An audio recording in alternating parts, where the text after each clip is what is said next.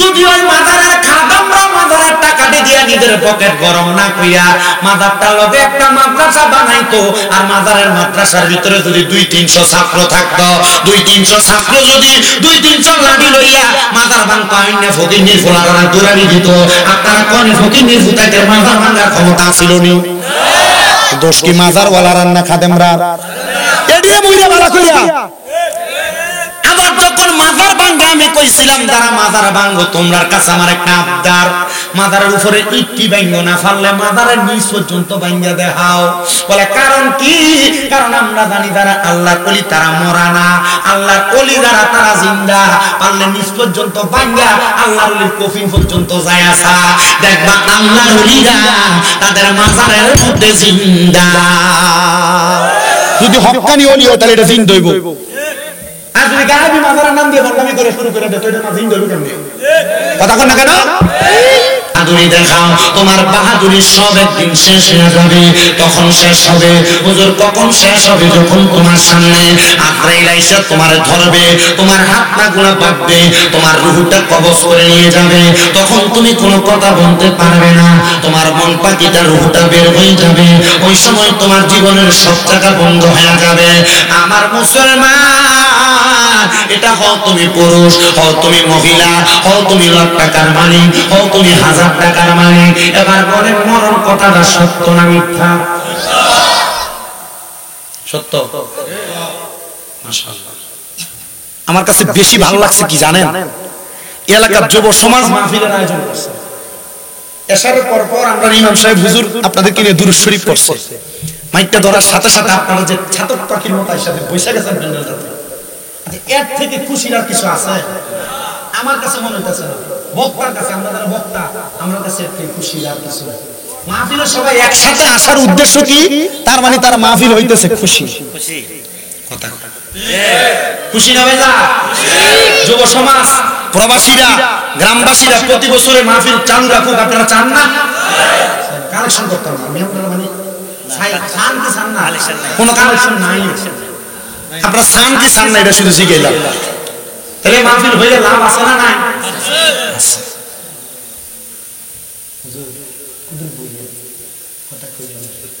আইয়েন আপনি ইন্ডিয়ার সামনে দিয়ে আইয়েন, আর মাঝে মাঝে কিন্তু চাটা দিও, কারণ ওই আমি সকাল মনে 7টা 7:30 বাজে, আমি ঘড়ির দিকে চাইছি না, আমি ঘুম কঠিন ঘুম, কালকে আমার মাথা ছিল টাঙ্গাইল 1.5 দুয়া, এখানে মনে করছেন আপনি বহুত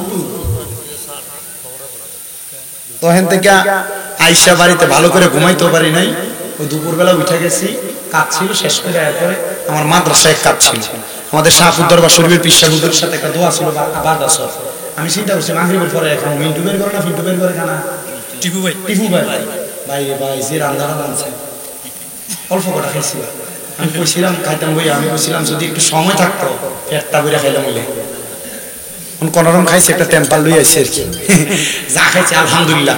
দোয়া করেন ওনার আব্বা আম্মা নাই না, টিপু ভাই আব্বা আম্মা লাগে দোয়া করবেন, আল্লাহ যেন তারা মাফ করে, জোরে কোন আমিন, আস্তে কইছে আমিন, আর জোরে কোন আমিন। এবার আমার মুসলমান, তাহলে মরণটা সত্য না মিথ্যা? কোন সময় মরবেন? আমার মরণে কতদিন বাকি আমি জানিলাম না গো আল্লাহ, মরণের কতদিন বাকি, আমার মরণের কতদিন বাকি আমি জানিলাম না গো আল্লাহ, মরণের কতদিন বাকি। হঠাৎ ইলাসিয়া তোমার হস্তে দিবা বেরিয়ে, তখন আমার মনাবাই করবে লুকা চুরি, আমি বুঝিলাম না গো আল্লাহ, মরণের কতদিন বাকি, আমার মরণের কতদিন বাকি আমি বুঝিলাম না গো আল্লাহ, মরণের কতদিন বাকি। আর 40 দিনের আগে বাইরে মৌতের নিশানি,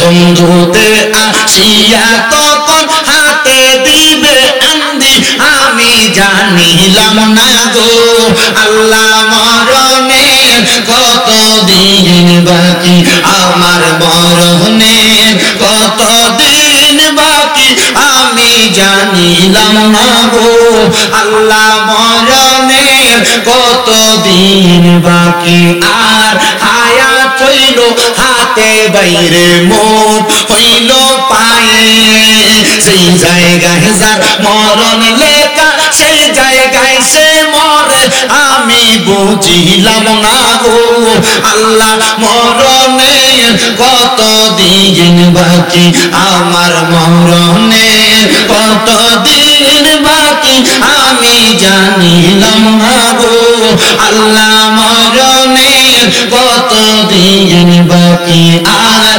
30 পারা কোরআন বাইরে চোখে মনে তো কোন জায়গায় কোন হরফ লেখা করি নিদয় তুমি করিলা না গো আল্লাহ মরণের কতদিন বাকি কন্যা মরণের কতদিন বাকি আমি জানিলাম না গো আল্লাহ মরণের কতদিন বাকি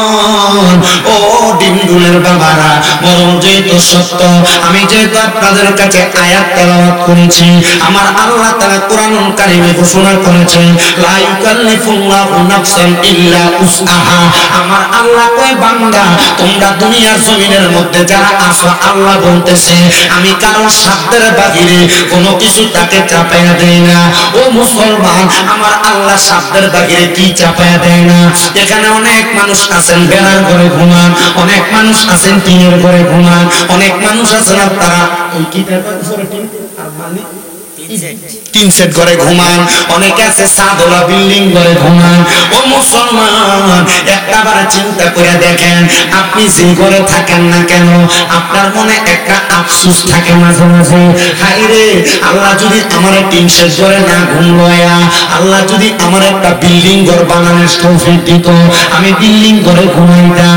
ও মুসলমান আপনি যদি আল্লাহর শুকরিয়া আদায় করতেন মনে মনে আফসোস না করতেন আমার আল্লাহ তাআলা আপনারে একটা বিল্ডিং ঘরের মালিক বানাইতো আর যদি আপনি প্রশংসা করতেন যদি আপনার ঘরটা টিনের হইতো আপনার ঘরটা বিল্ডিং না হইতো বেড়ার ঘরে ঘুমায়া পাঁচতলায় ঘুমানোর স্বাদ আপনি পাইতেন টাকা দেখেন বহুত পয়সাওয়ালা আছে বহুত টাকাওয়ালা আছে দামি বিল্ডিং বানাইছে ঘরের মধ্যে এসি লাগাইছে খাটটা বানাইছে 1 লাখ টাকা দিয়া খাটের মধ্যে ম্যাট্রেসটা কিনছে 30,000 টাকা দিয়া উপরে আবার একটা দামি কুশক বানাইছে গায়ের কম্বলটাও বড় দামি কিন্তু ডাক্তার দোকান থেকে ঘুমের ওষুধ কিনে ঘুমাইতে পারে না কি তো আসেনি তোমরা ইন্দে খারিও করে কিতাব করো যাও যাও উদর বইও এই আবার খারিয়েছে দমকার কাটা খোদা খাইতো এই শরীফ ভাই তোমরা দুইটা মনিটর আনতার না কিপটা বেটা বল লাগবো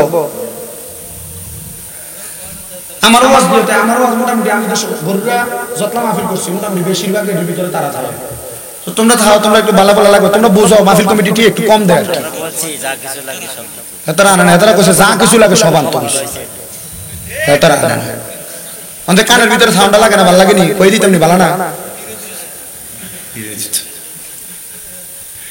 একটা ওই গলা সিরাজগঞ্জ মাহফিলে গেছি হেতা মিষ্টি তো ওঠার আগে ভরাইয়া 200 টাকা দেখো আমার খারাপ আমি না আমার বুঝতেছি কেমন সিটার বেড়া ও মাইকে যায় যে মাশাআল্লাহ মাইক খুব ভালো এবার আমি এটা পুরা ডাইরেক্ট কইছি আমি কইছি তে আমার 200 টাকা দিছে আমি কল মাইক ভালো কইতাম তে আমার বুঝ খাবা এনে তুই 200 নে লাগা আরো 200 লয়ে দফা জনে মাইক ভালো সাউন্ড কি আমি মাইক কি আমার সুন্দর করে আফাজনে যদি বেশিও অক্তিয়া দরকার না দুইটা মনিটর লাগাই দিবা মাহফিলে দিব সামনে থেকে আলহামদুলিল্লাহ তো কিপটা মুসলমান আর জোরে পড়ে আলহামদুলিল্লাহ তো যেই কথা বলতেছিলাম রিকশা ড্রাইভার সারা দিন রিকশা চালায় বাড়িতে আইয়া কাঁচা মরিচ দিয়া দইলা পানি ভাত যদি খাই কোনটা বড় আরামের ক্ষেতের ভিতরে সারা দিন রোয়া লাগায়া ঘরের ভিতরে হাত পা গুলা ধুইয়া যখন গরম ভাত শুকনা মরিচ দিয়া ডইলা রোডে ওইচের বত্তা দিয়েও খায়, দেখবেন তার ঘুমটা বড় আরামে হয়। কিন্তু বহুত পয়সাওয়ালা আছে, সবাই না, বহুত পয়সাওয়ালা আছে লাখ লাখ টাকা কামাই করে, কোটি কোটি টাকা কামাই করে, ঘর বাড়ির অবস্থা বড় ভালো, কিন্তু শান্তিতে ঘুমাইতে পারে না। এটার কারণটা কি জানেননি? আমি এটার তিনটা কারণ খুঁজে বাহির করলাম। বলে হুজুর তিনটা কারণ কি? এক নাম্বার, তার এই কামাইয়ের মধ্যে হারাম আছে। দুই নাম্বার, তার এই কামাইয়ের মধ্যে হারাম টাকা সত্ত্বেও সে মিছা কথা কয়ে টাকা কামাই করে। তিন নাম্বার, তার কামাই হারাম আছে, মিছা কথা কয়, এবং তার এই টাকা পয়সার মধ্যে যদি কোনো গরিব দুঃখীর হক থাকে সে হকগুলা আদায় করে না। ও হুজুর কেমন হারাম, কেমন হারাম গো? ওই হারামের কথা বলেন না। আমরা সমাজে হারামের মধ্যে এক নাম্বার কাতারে যেটা সেটা হলো সুদ। এবার আপনারা কোন ডিন্ডুর এলাকার মধ্যে সুদ করো না?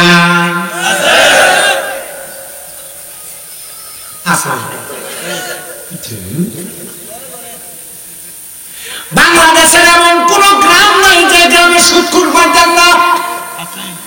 আমি আপনার কাছে সুদ করে তিনটা ধরন কমো। একটা বিলেত মার্কা সুদখোর, একটা ন্যাশনাল সুদখোর, আর একটা ইন্টারন্যাশনাল সুদখোর। এই তিন প্রকার সুদখোরের কথা কম। এবার কোন এমন সুদখোর আমরা সমাজে আসেনি? শুধু নাই না, আছে না। আমরা সমাজের মানুষের সুদখোরটিরে ধরে নিয়ে মসজিদের সভাপতি বানায়। আমরা সমাজের মানুষের সুদখোরটিরে ধরে নিয়ে মসজিদের সেক্রেটারি বানাই। আমরা সমাজের মানুষের সুদখোর ঘুষখোরটিরে ধরে নিয়ে এলাকার সর্দার মাতাব্বর বানাই।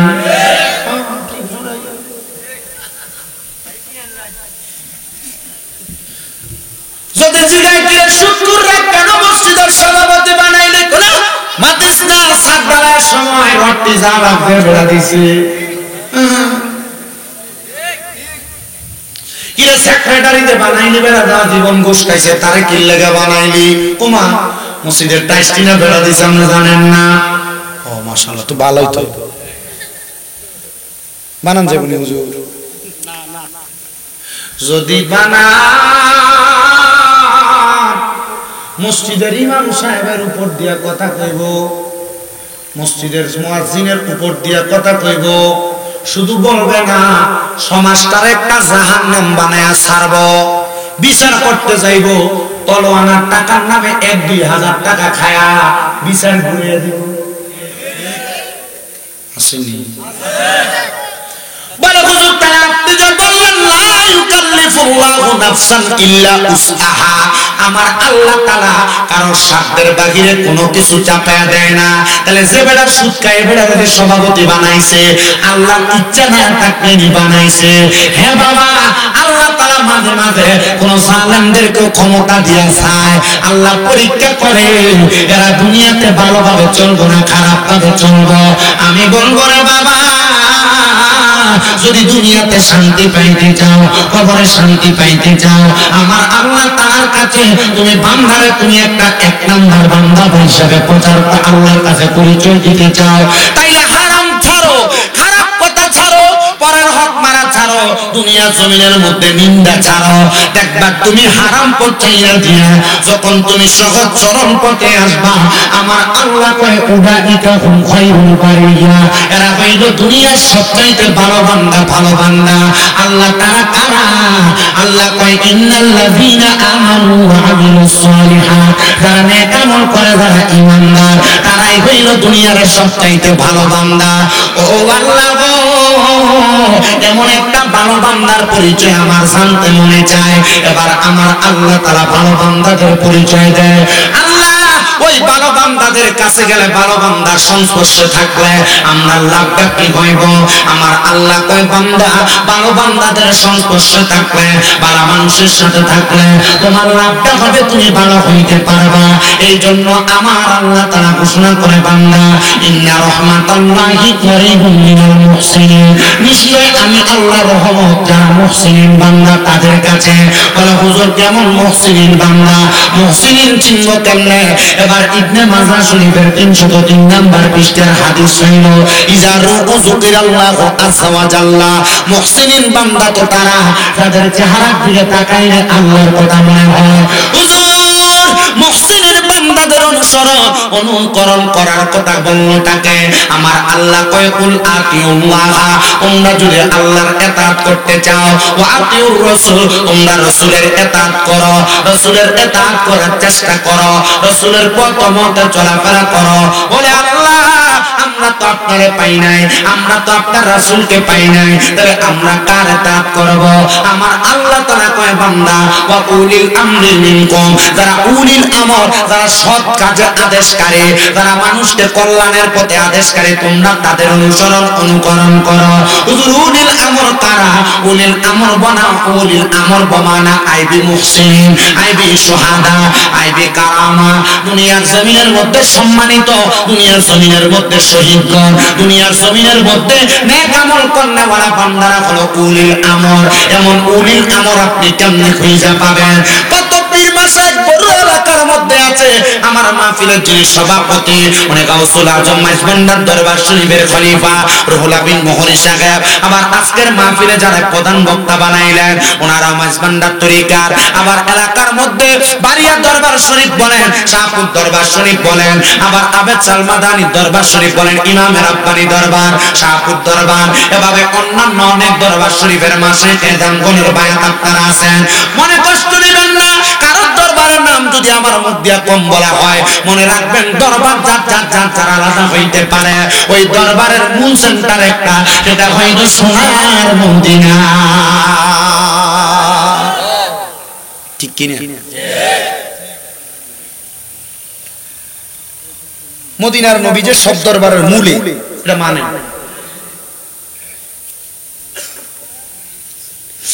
আমার মুসলমান ইমানদার, যে দরবারে বায়াত হন না কেন, আমি আপনাদের কাছে সহজ সরল ভাবে একটা কারগুজারি শোনাই, মনোযোগ দিয়ে শুনবেন। আপনারা সবাই ফিলিস্তিন এলাকার নাম শুনছেন, যে জায়গায় বর্তমান জেরুজালেম এলাকা ইসরায়েল বাহিনী আমার মুসলমানদেরকে আঘাত করতেছে। ওই ফিলিস্তিন এলাকার পার্শ্ববর্তী এলাকার মধ্যে বসবাস করতেন বড় মাপের একজন আল্লাহওয়ালা ব্যক্তি।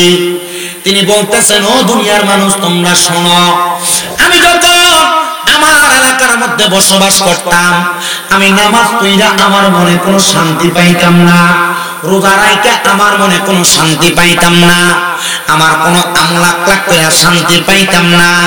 কারণ কি জানো? কারণ মুসলমানরা সে এলাকার মধ্যে বড় অত্যাচারিত, মুসলমানরা সে জায়গাটার মধ্যে লাঞ্ছিত, নিপীড়িত। ওই ফিলিস্তিনের মুসলমানরা নামাজের মধ্যে দাঁড়ায়, এদেরকে নামাজের মধ্যে বোম ব্লাস্টিং করা হয়, নামাজের মধ্যে বন্দুক ঠেকায়া তাদেরকে মারা হয়, নামাজের মধ্যে এদের বুকটাকে ঝাঁঝরা করে দেওয়া হয়। তবুও বাবা, ফিলিস্তিনের একটা ছোট বাচ্চার ইমান যত করা, আমরা বাংলাদেশের মসজিদের কোন খতিব সাহেবের ইমান এত করা নাই, আমরা বাংলাদেশের কোন মাদ্রাসার মুফতি মুহাদ্দিসের ইমান এত করা নাই। বলে হুজুর কেন? কারণ আমরা মুখে মুখে বাদলা সারি, আর ফিলিস্তিনের ছোট ছোট বাচ্চারা, ফিলিস্তিনের ছোট ছোট বাচ্চারা বন্দুকের কাছে, বন্দুকের নলের কাছে মাথা ঠেকায়া এরা আল্লাহু আকবার আল্লাহু আকবার করে জীবনটা দিতে প্রস্তুত হয়ে যায়। এ মুসলমান, ওই আল্লাহর নেককার বান্দা বলেন, আমি দেখলাম দুনিয়ার জমিনের মধ্যে কত মানুষ ঘোরাফেরা করে, কিন্তু ওই ফিলিস্তিন এলাকার মধ্যে আমি ছোট্ট একটা বাচ্চাকে দেখলাম, যে বাচ্চাটা আল্লাহু আকবার বলে নামাজে দাঁড়ায় নাই, বাচ্চাটা নামাজে যাইতে একটু দেরি হয়ে গেছে। তার বাবা মসজিদের মধ্যে ওই ছোট বাচ্চাটারে ফালায়া দিয়া তার বাবাটা মসজিদের মধ্যে চলে গেছে। আমি দেখলাম বাচ্চাটা কান্না করতেছে। আমি জিজ্ঞাসা করলাম, কিরে বাচ্চা তুমি কান্দো কেন? বাচ্চাটা কান্দে আর কয়, আমার আব্বা জান আমারে ফেলায়া দিয়া মসজিদে চলে গেছে। এ বাবা, তোমার আব্বা মসজিদে চলে গেছে, কি হয়েছে? তুমি কেন মসজিদে যাও না? অথবা তুমি ঘরে যেয়ে নামাজটা আদায় করো। ছোট্ট বাচ্চা ডাক দিয়ে কয়, ঘরে যেয়ে নামাজ পড়া পড়া যাবে গো, ঘরে যাইয়া নামাজ পড়া যাবে গো, কিন্তু আমি যেই জামাতটা হারাইলাম আমি তো এই জামাতটা পরবর্তী ওয়াক্তে পাবো কিনা আমি জানি না। বলে কেন কেন কেন? বলে ফিলিস্তিনের অবস্থা তো বহুত ভালো না। ফিলিস্তিন এলাকার মধ্যে এক ওয়াক্ত নামাজ থেকে পরবর্তী নামাজের প্রস্তুতি মুসলমানরা নিয়ে রাখে, কিন্তু জামাতের সাথে পড়বে পারবে কিনা এটা তারা বলতে পারে না। এটার কারণ হইল তাদের উপর অত্যাচার করা হয়, নিপীড়ন করা হয়। আল্লাহর বান্দা কয় আমি ছোট্ট বাচ্চাটার ইমানে যোদ্ধা দেখে আমি বড় অবাক হয়ে গেলাম।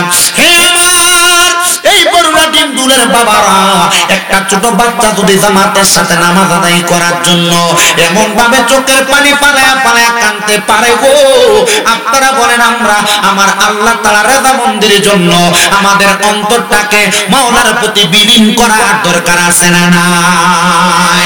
ওরে জনম জনম যদি গাহি তোমার প্রশংসা শেষ হবে নাহি, দয়া কর মায়া কর, দয়া কর মায়া কর ওগো দয়াময়, তুমি রহমান তুমি মেহেরবান। আপনারা বলেন সকল ক্ষমতার মালিক একজন, তিনি কে? তবে দুইটা হাত তোলেন আর আমার আল্লাহকে দেখান, এই দুইটা হাতকে নাড়া দেনার পরেন তুমি রহমান তুমি মেহেরবান। বলেন তুমি রহমান তুমি মেহেরবান। অন্ধকারে না শুধু তোমারই গুণগান, বলেও বলে না অবসান, তুমি রহমান তুমি মেহেরবান। কখনো তোমাকে যদি বলি হেদায়াতের আলো দিয়ে নিও কাছে তুমি, দয়া করে ঠাই দিও, দয়া করে ঠাই দিও ওগো দয়াময়, তুমি রহমান তুমি মেহেরবান, তুমি রহমান তুমি মেহেরবান। একটা জবানও বন্ধ রাখবেন না, একটা বার জোরে চিৎকার মেরে বলেন আল্লাহু আকবার। এ যুবক ভাই, এ পর্দার অন্তরালের মা, দেখছনি ছোট বাচ্চাটার ইমানটা কত কড়া।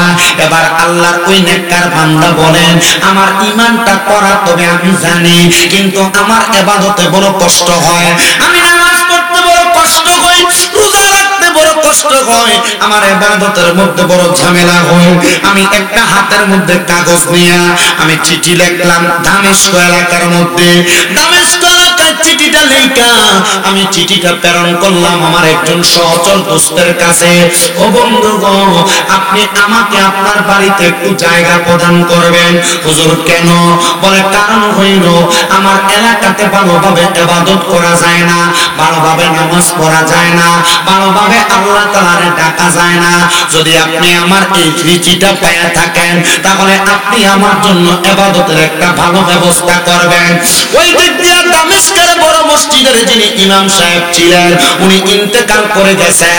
ইন্তেকাল করার পরে দামেস্কের মসজিদের হুজুরের যে জায়গায় তিনি ঘুমাইতেন ওনার মাথার কাছে লিপিবদ্ধ পাইলেন, তোমরা যদি কখনো আমার ইন্তেকালের পরে মসজিদের মধ্যে কোনো ইমাম রাখো, এমন একটা লোককে দামেস্কের মসজিদের ইমামতি করাইবা, সেই লোকটা এই ফিলিস্তিনের জমিন থেকে দামেস্কে আগমন করবে। সবাই অবাক হয়ে গেলেন, হায়রে ফিলিস্তিনের ইমাম আমরা পাবো কেমনে? ফিলিস্তিনের মানুষের ইমাম তো বড় করা, তারা তো তাদের এলাকা ত্যাগ করে আসবে না। এবার ওই দামেস্ক এলাকায় যখন এলান হয়ে গেল, দামেস্ক এলাকার মধ্যে ফিলিস্তিন থেকে একজন আল্লাহর ওলির আগমন হবে, যিনি এই মসজিদের মধ্যে খতবতের দায়িত্ব পালন করবে, নামাজ আদায় করাবে। এবার আল্লাহর বান্দাটা নামাজ আদায় করায়। উনি বলেন, আমি যখন তাকরীর করি, আমার জবানের কথাগুলো যখন মানুষ শুনে, আমি দেখলাম মসজিদের মধ্যে আস্তে আস্তে করে দলে দলে মানুষ আগমন করতেছে, দলে দলে মানুষ আগমন করতেছে। এমন টাইমে আমি দামেস্কের বড় ইমাম সাহেব এলাকার মধ্যে চলাফেরা করি, এলাকার মানুষের ভালো খারাপের খোঁজ খবর নেই। ওই দিক দিয়ে দামেস্কের বড় মসজিদের পার্শ্ববর্তী বাড়ির মধ্যে একজন মা জননী বড় কষ্টে তার জীবন যাপন করে। বলে, কেন গো মা? বলে, আমার স্বামী আমার গর্ভের মধ্যে একটা সন্তান দিয়া ইন্তেকাল করেছে। আমার স্বামীটা ছিল বড় আল্লাহওয়ালা, আমার স্বামীটা ছিল বড় নেককার, আমার স্বামীটা ছিল দুনিয়ার জমিনে বড় বুজুর্গ।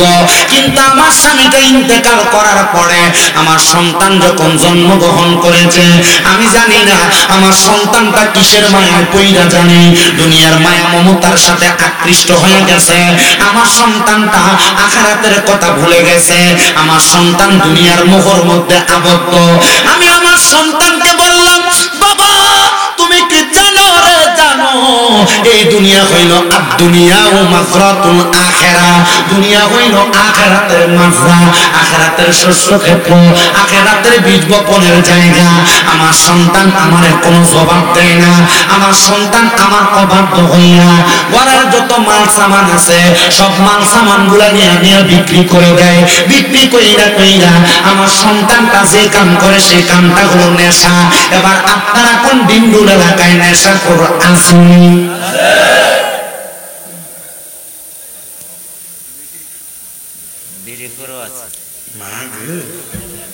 ইমাম সাহেব তো বিড়ি খোরও আছে, আছে না নেই? ওইটা মাস আমার সাদা ঠান্ডা হয়ে গেছে, হয়তো না। আরেকটা কাপ দাও বাবা, এক বুকের পরিমাণ দিও, বেশি দিও। আপনার কি কষ্ট হইতেছে? যদি ময় মুরব্বী যারা আছেন মোটামুটি দাঁড়িটা ফেটে গেছে, হাঁটতে বইতে কষ্ট হয়, আপনারা যাই গিয়ে আপনারা ছুটি ফোলাফেন তোলাকে টান দেব, কারণ না বুড়া মুরব্বী যারা আছে তারা বাদ। আর আমি একটা জিনিস দেখছি, তাই আমার সোলানের থেকে বেশি মুরব্বী আর ভিডিওতে হবে, মুরব্বী মানুষ আর ভিডিওতে হবে।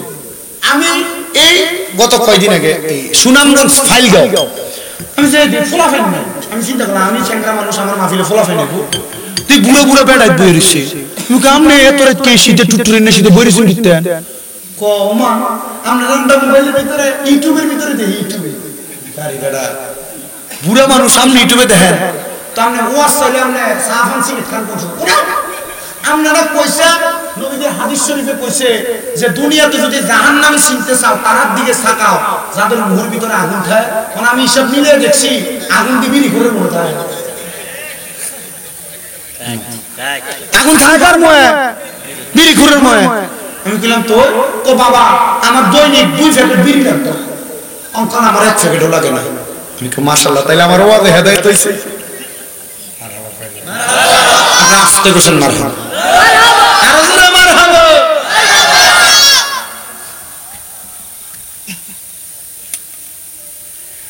এই নেশাখোরদের জ্বালায় মানুষ একটা ঠিক আছে বলে আমরা আওয়াজ শুনতেছেন না, আমার ওয়াজ শুধু এনে না গো, এই চারিদিক থেকে আওয়াজটা জেডি আইবো মোটামুটি আমার কানে আই। আবার আপনারা দেন বই রইছে কানে কানে কি কইছেন যে আমার কাছে ওয়াজটা ভালো লাগতেছে না খারাপ, মোটামুটি আমার শেয়ার ভাষাটা দেখলে বোঝা যায়। আমি এটা 2025 সাল 23 সাল মাহফিল করছি বরুড়া 60টার উপর গণা নাই, আর 60টা পর্যন্ত গুনছিলাম, এরপর মিলে গেছে। 24 সালে মাহফিল করছি 26 বা 28টা, এই বছর যেতে মাত্র 60টা।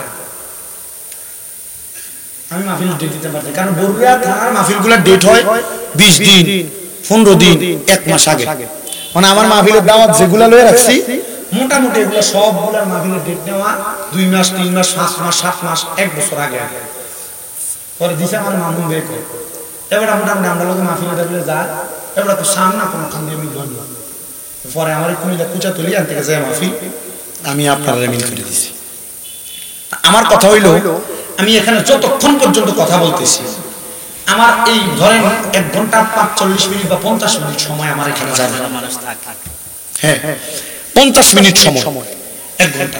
এই সময়ের ভিতরে আমার 8টা কথা হবে বাদ, 2টা কথা শুনবো। কয়টা? মনে করেন 9টা কথা বাদ, 1টা কথা শুনবো। আপনি কি 9টা বাদ রে মানবেন না একটা সঠিক রে মানবেন বলেন? ঠিক আছে না? সঠিক একটাই বলবো। তো যে নেশাখোরের কথা বলতেছিলাম, এই নেশাখোরের জ্বালায় বহুত এলাকার ভিতরে মানছে জামা কাপড় দিতে পারে না।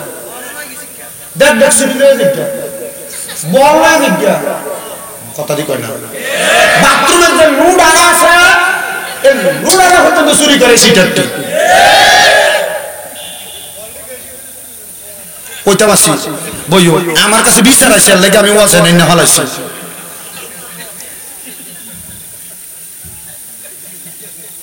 এই মানছে সাত কল লাগা মোটর বাইরে এটারে কোন রকম শিকল টিকল দিয়ে রাখে, ইডুসু চুরি করে। মানে কোন জাতের চোর? পরে বুঝলাম যে ইন্টারন্যাশনাল। কোন ন্যাশনাল? তো ওই দামেস্কের মহিলা আমার সাথে আমার ঘরে যত মালামাল আছে, কথাটা আর একটা বুঝলে প্রথম লাগছে ইন্ডিয়া তো কথা কথা ফালাই আছে, এটা আমি ধরছিলাম এটা কই ঘটনাটা টান দেওয়ার আগে। তো সুদখোর কইছিলাম কয় প্রকার কম মুসরা মসজিদে উঠছেন না, ওতে কইছা হনস না কথা কি তা কইয়া কইন না বা মুসরা মসজিদে উঠছেন না, উঠলে ঘটনা এটা হইল। আমি ওই হাজিগঞ্জ এক এলাকায় মাফিকরণে করে পরে আমি সুদের ওয়াজন করি, 7-8 জন হমার দুপুরেন বেলায় হয়েছে। পরে ঘরে যাওয়ার মাফিকরণ দিকে হুজুর কি ওয়াজ করলেন, আগুনে না লাগিয়ে দিয়ে দিলেন। বলে কি আগুনে দিলাম? হুজুর যে 7-8 জন দেখছেন উঠতে গেছেন সব কিছু তো বাবারে সুদের ওয়াজ আর নেশার ওয়াজ করার সময় উঠতে যায় না, পরে তোমার মানুষ সুদ করার নেশা করবে না করবো কথা ঠিক আছে না?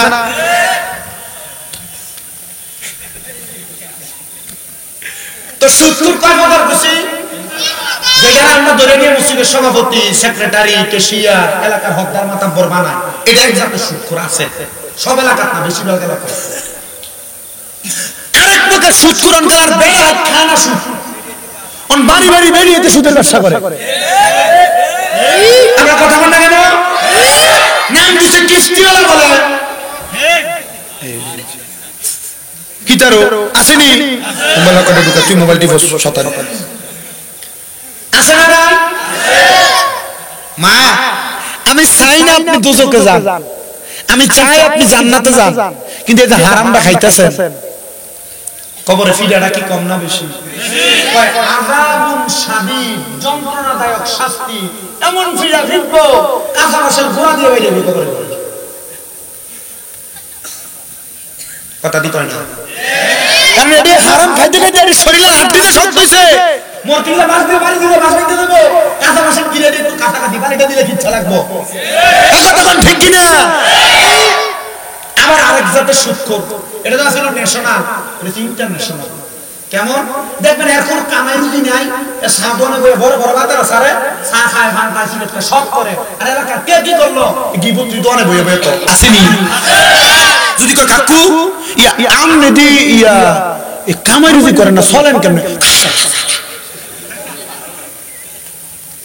আসেনি। এবার খুঁজলে দেখবেন এই অনেকে আছে বয় মুরব্বী যারা দোকানের সন্তানরা হাত খরচ দেয়, তারার কথা না, আমি সুদখোর কথা বলতেছি।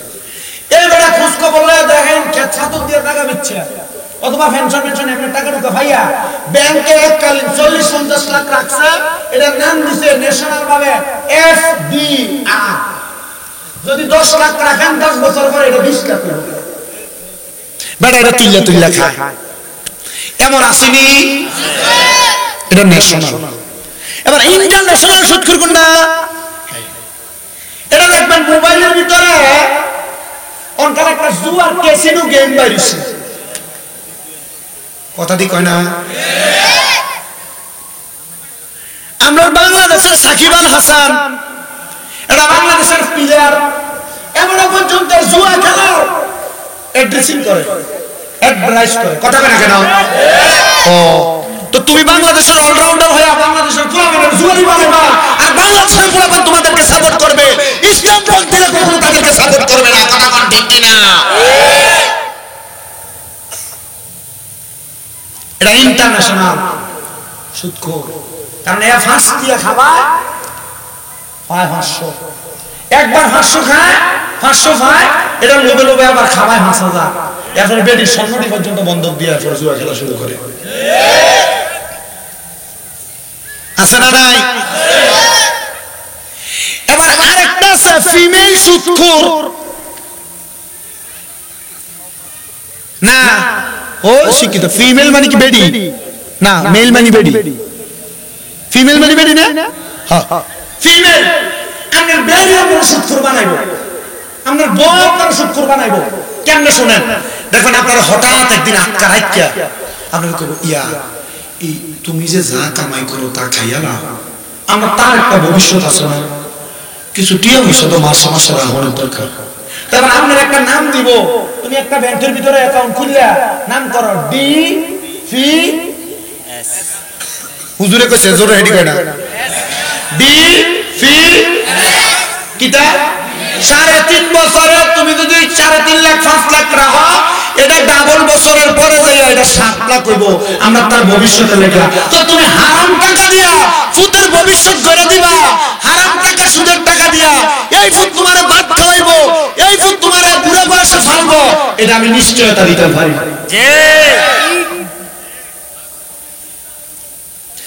এই জিফুতারে মানুষ করবার লাগা মাহফুজ যে হারাম টাকা মিছা কথা কইরা ব্যবসা বাণিজ্য কইরা পরের ঠগাইয়া ওজনে কম দিয়া কামাই করে না জিফুতারে খাবা, বউরে সুন্দর জামা কাপড় দেয়, আল্লাহর কসম কাল ময়দানে মাশরে আপনি একটা নেক আমলের জন্য ফুতের কাছে যাবেন, ফুত তো চিনি না, আপনার বউ কইব আপনার চিনি না, আপনার স্ত্রী আপনি মারা যাওয়ার পরে রাতে যদি কইলে অমুকের বউ তোমার জামাই তো তোমার সাথে সুন্দর, এই ঘরের ভিতরে জীবনটা কাটাইছে, তুমি তার সাথে আজকে রাতে লাশটা ফাড়া দাও, মাগো ডর করে লাশ কেমনে থাকবো, কথা কম ঠিক না বে ঠিক? এমন অবস্থা হয় কি হয় না? শোনেন আমি যে ওয়াজ করি এই ওয়াজে আপনার মুখস্থ, আজকের মাহফিলের যে প্রধান বক্তা পীরজাদা মুফতি শামস তিবরিজ সাদকপুরি, আপনার বাপের গলাটা সালাতু সালাম জানাই দুরুদ সালাম জানাই আপনার পরে নবী গো, আমরা গুনাহগার সালাম আমরা গুনাহগারে গো জানাই, আমরা গুনাহগারে সালাম আমরা গুনাহগারে গো জানাই, আমরা গুনাহগারে নবী গো, আমরা গুনাহ ও নবী কোরআনে শুই নাসিয়া আমি, আরে গুনাহগার রে বন্ধু তুমি, আরে ফিলাইবা কাউসারের পানি, ফিলাইবা কাউসারের পানি ময়দান মাশরে নবী গো, আমরা গুনাহ ও সালাম আমরা গুনাহগার গো জানাই, আমরা গুনাহগার নবী গো, আমরা ওনার আব্বা বড় মহব্বত নিয়ে গাইতেন, আল্লাহ ওনার আব্বার যে দুইটা সন্তান দিছে, একটা সন্তান শেখ সাদি আব্দুল্লাহ সাদকপুরি সাহেব, আর একটা সন্তান শামস তিবরিজ সাদকপুরি, মাশাআল্লাহ দুইজনের কণ্ঠটা বাঁশির মতো বাজে, মূল্যবান বয়ান করব, তরিকতের তালিম দিব, বয়ান করব, আপনারা শুনবেন, রাজি আছেন? না না লারা সারা বোঝা যায় না, রাজি আছেন তো? তো যে কথা ছিলাম তাহলে এই 3 প্রকার 4 প্রকার সুদ করতে গিয়ে কি সাবধান থাকবেন না নিজেও খাইবেন? আমি চিন্তা করতেছি হুজুর আমি তো ভুলে সব করে সুদ খাই দিয়েছি, আমি তো একটা বিজনেস করে আছি, ভবিষ্যতের কথা চিন্তা করি না বেটা, এটা তোর ভবিষ্যৎ নষ্ট করবে, কথা কই না তো? আপনি সুদের টাকা ঘুষের টাকা হারাম টাকা পরের হক দিয়া আপনি শরীরে যে 1 ফোঁটা রক্ত ঢুকাইছেন, এই রক্তটা আপনার পুরো শরীরের রক্তের সাথে মিশছে, নামাজে তো কবুল হইতো না, পুরো শরীরটারে তো হারাম বানাইলেন, তো লাভ হইল কি? এই জন্য যে কথা থেকে এখানে আসছে, আগের কথাটা এখানে শেষ করলাম সুদের, মূলত কথা ছিল নেশাখোরদের কাছে, ঠিক না? নবীজি বলছে 3 প্রকারের ব্যক্তি 3 কাজ করার সময় তাদের ঈমান থাকে না। কয় প্রকার? আস্তে কইছেন আপনারা? এই জোরে কষ্ট কেন? কয় প্রকার? তিন প্রকারের ব্যক্তি তিন কাজ করার সময় ঈমান। ইয়া রাসূলুল্লাহ তারা কারা? নবী বলেন এক নাম্বার যারা চোর, যারা চুরি করে। চোরে চুরি করার সময় তার ঈমান থাকে না। দিও বেশি করে ওজনে কম মানছে। চোর যারা চুরি করে, বালু না টাকের ভিতরে কয় ফুট জামাল মিয়া? 100 ফুট 80 ফুট কম ধনী কোন সাবধান। এই জামাল মিয়ারে কইছি ব্যবসা কেমনে করো? কৌজুর কিস্তি টিস্তি আছে। আমি কইছি সব তাড়াতাড়ি বন্ধ করো। শেষ না? আলহামদুলিল্লাহ কোন না কেন? অনেকে লোন তুলে ব্যবসা করব। তো লোনে যে তুমি সুদ দিবা, তোমার ব্যবসা যা হইবে এটা কি হালাল না হারাম? হ্যাঁ, ও কোন লাগা দেখবেন মাথায় টুপি লাগায় লাগে ফটো দিতেছে। না না, এটা ইসলামী পন্থা। আই জানি ব্যাংকে যাও আমার হুজুর, আমরা নি ইসলামী ব্যাংকিং ব্যবস্থা আছে, কি এটা টিকিং দিয়ে রাখেন না। এটা এমনি না তুমি লাভি মানে। এটা মাইজ দিলেছে না। এটা আরো বড় হারাম। জামাল মিয়া কিতা না আমরা সমুনির নাম? ও দিগুল দিয়া নানার বাড়ি এলাকা ব্যবসা বাণিজ্য করে, মোটামুটি মাঝে মাঝে মাছটা ফুলে দাম দেয়। তো যেই কথা বলতেছিলাম সুর, এবার এটা যে কোনো কাম ওজনে কম দিয়ে চুরি করে না? এটা চুরি করে না? তো রাস্তা দিয়ে আড়ানোর সময় মানুষের কাছে গরুড়ি টান দিয়ে খাই, এটা মনে ভালো। বত্তারি ধানের থেকে মানুষের কাছে কুলা দিলে মানুষের কাছে থেকে তুলে খেলাম, এটা কি ভালো না চুরি?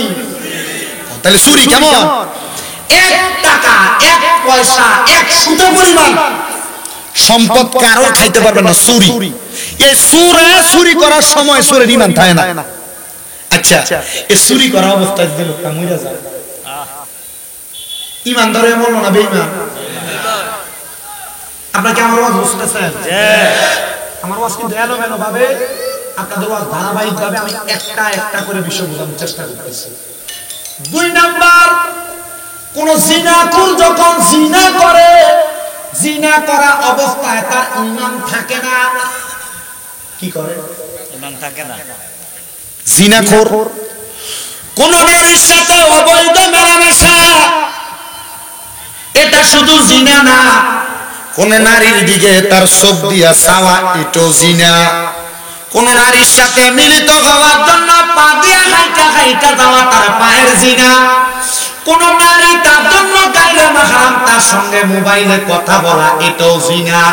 কোন নারী তার জন্য গায়রে মাহরাম ওই নারীর কথার আওয়াজ কানে শোনা, এটাও জিনা। বলে হুজুর আমরা তো জানতাম কোন নারীর সাথে অবৈধভাবে মেলামেশা করলে ফিজিক্যাল রিলেশনের মাধ্যমে জিনা হয়। না না না, নারীর কথার আওয়াজে জিনা হয়, নারীর চোখের দিকে তাকাইলে চোখে জিনা হয়, নারীর সঙ্গে মুলাকাত করতে যাইলে পায়ের জিনা হয়। ডাক দিয়ে কই কেন দিলাম জানো? আমি বুঝতে পারলাম তুমি অভাবী, এই জন্য তোমার আমি 20 দিরহাম দিলাম। ছেলেটা 20 দিরহাম নিয়ে চলে গেল। আমি তালাশ করতে লাগলাম কার এমন সংসার, অভাবের সংসার, নামাজের মুসল্লাটা বিক্রি কইরা কইরা চলে। যদি তার সন্ধান পাই তাহলে আমি তার ঘরে তাকে একটু সহযোগিতার হাত বাড়ায়া তাকে কিছু চাউলাটা জব দান করব। মহিলা চোখের পানি গুলা ফালায়া ফালায়া কান্দে আর ডাক দিয়ে কই হুজুর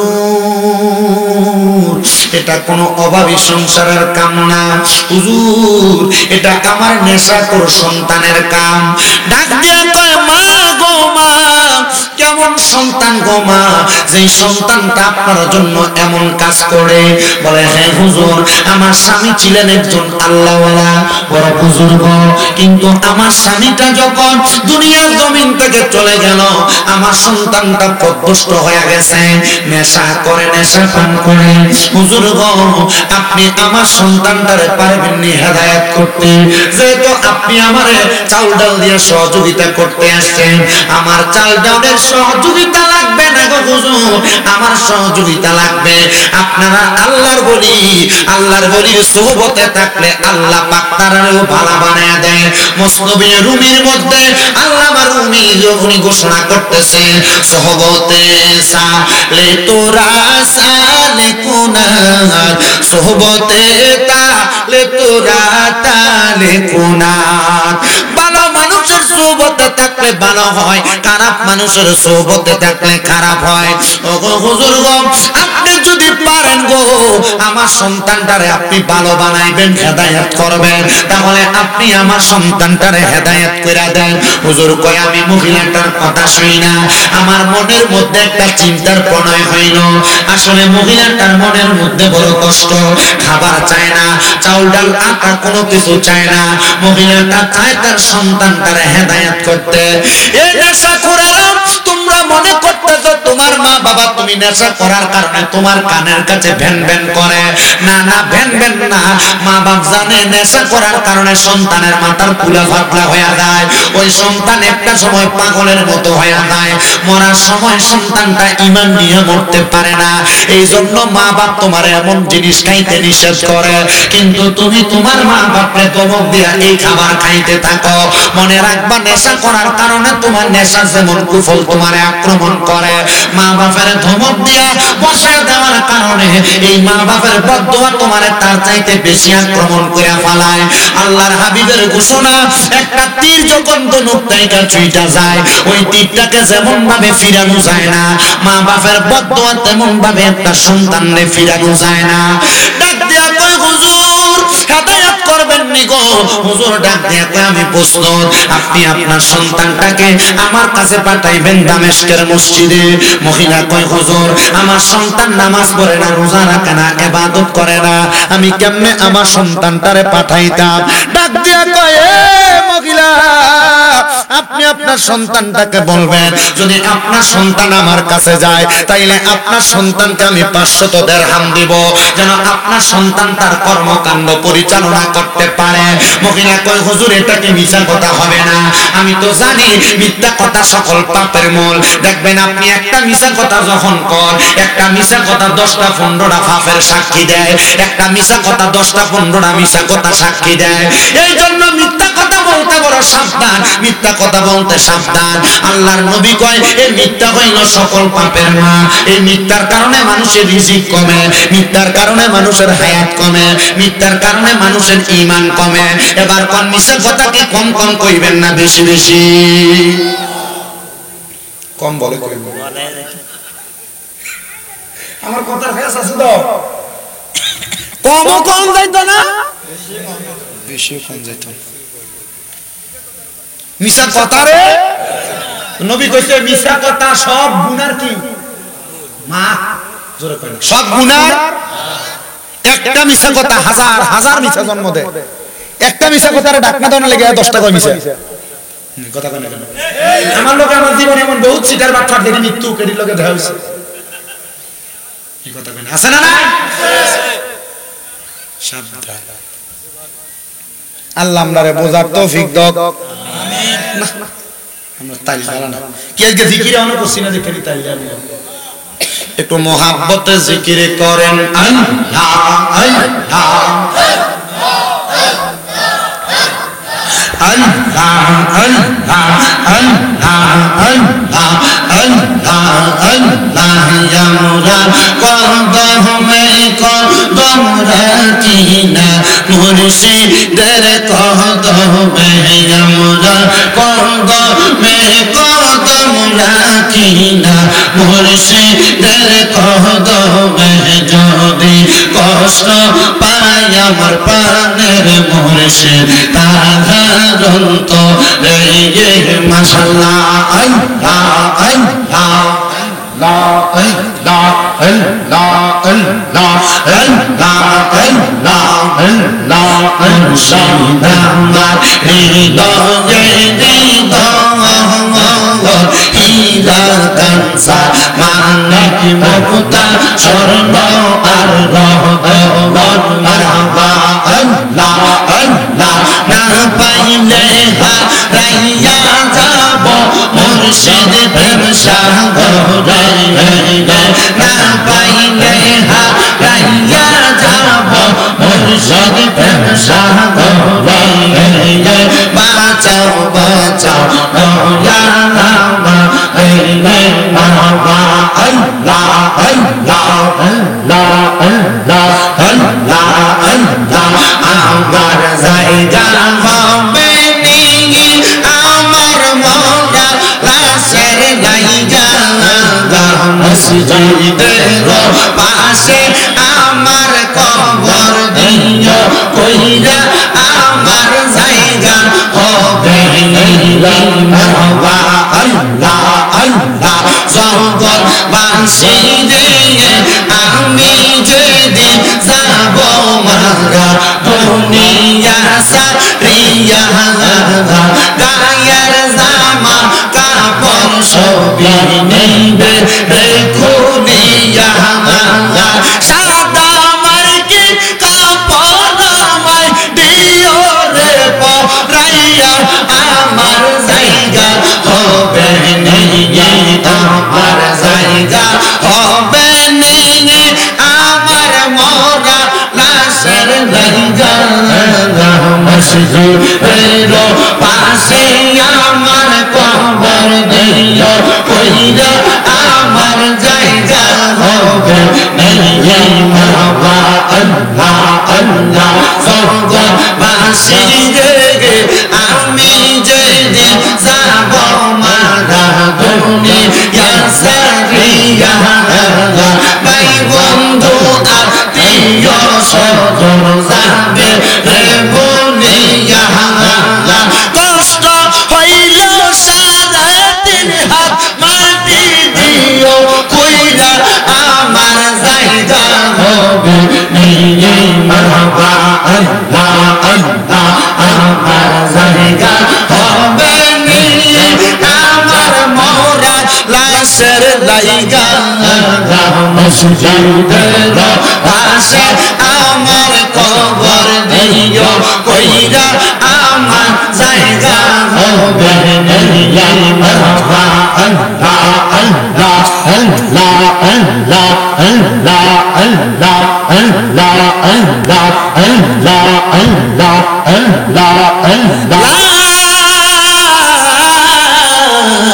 ইলাহা ইল্লাল্লাহু মুহাম্মাদুর রাসূলুল্লাহ সাল্লাল্লাহু আলাইহি ওয়াসাল্লাম একটা জবানও বন্ধ রাখবেন না জবান খুলে চিৎকার মেরে বলেন না আল্লাহু আকবার ও বন্ধুরে ও নবীর উম্মতের দল আশিক রাসূল ভাই বাবারা এবার আল্লাহর ওলি মহিলাকে বললেন আপনার ছেলেটাকে আপনি আমার কাছে পাঠাইবেন বলবেন 500 দিরহাম দিব তবে সামান্য কথা এটাকে আপনি মিথ্যা মনে করবেন না আমি চেষ্টা করব হেদায়েতের জন্য ও হুজুর গো তাইলে আমি আপনাকে দিব আপনার কাছে সন্তানকে প্রেরণ করব এবার কথা শুই না কোনো কাম হতো না আপনারা 1 মিনিট আঘাত আমরা বেশি দেখতাম একটা সন্তান এই সন্তানটার হেদায়েত করার জন্য আপনি মার মনে এত কষ্ট মাগো আপনার কথা আমি রাখলাম আপনার কথা আমি শুনলাম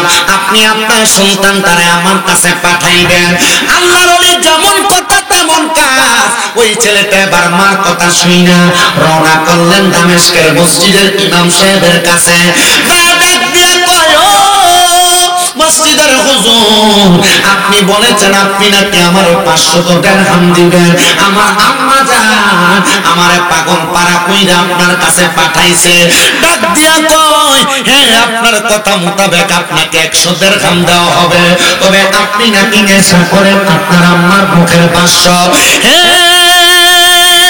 দুনিয়ার জমিনের সন্তানের দলেরা হে আমার দুনিয়ার জমিনের ভাই বাবারা একটু মনোযোগ নিয়ে বয়ানটা শ্রবণ করার চেষ্টা করেন এবার ওই সন্তানটা আল্লাহর ওলির সামনে যায় কই হুজুর আমি যে নেশা করি এই কথাটা সত্য কথা আমি যে বাজে পথে গেছি কথাটা সত্য কথা আপনি আমারে নেশা করে যাই না আপনি কেন আমাকে দান করবেন 500 দিরহাম বলে তোমার মা বলেছে তুমি নেশা করার জন্য আর কোনো কিছু নাই এই জন্য নাকি তুমি তোমার মার নামাজের মুসল্লাটা বিক্রি করে দিছো এই জন্য আমি রাজি হইলাম তুমি যেন আর কোনো কিছু বিক্রি না করো আর কোনো কিছু নষ্ট না করো আমি তোমাকে 500 দিরহাম দিব তবে আমি তোমার হাতে যে আমার পবিত্র টাকাটা তুইলা দিব তুমি তো নেশা কর তাইলে তুমি এখন যে আমার বাড়ির সামনে একটা কূপ দেখা যায় ওই কূপটার মধ্যে যাইয়া তুমি তাড়াতাড়ি গোসল করে আসো গোসলটা করলে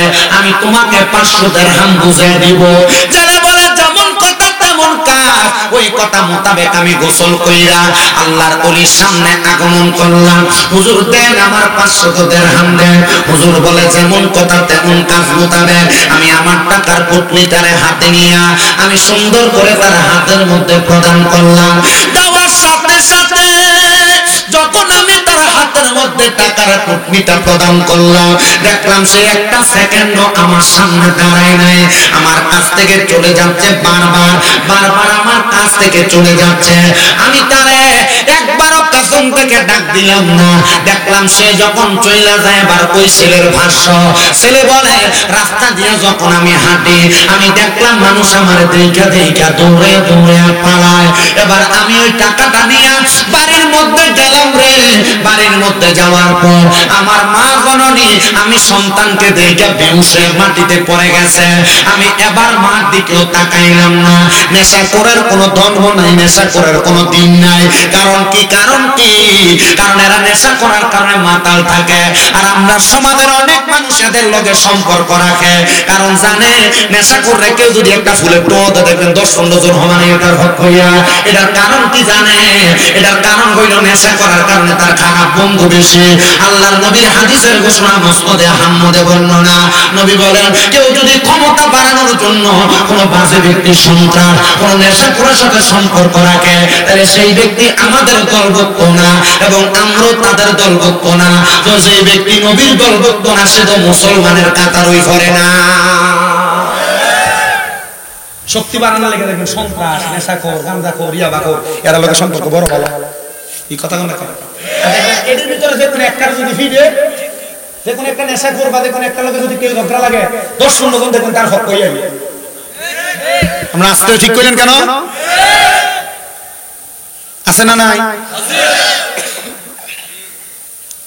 আল্লাহ আমরা হেফাজত করুন।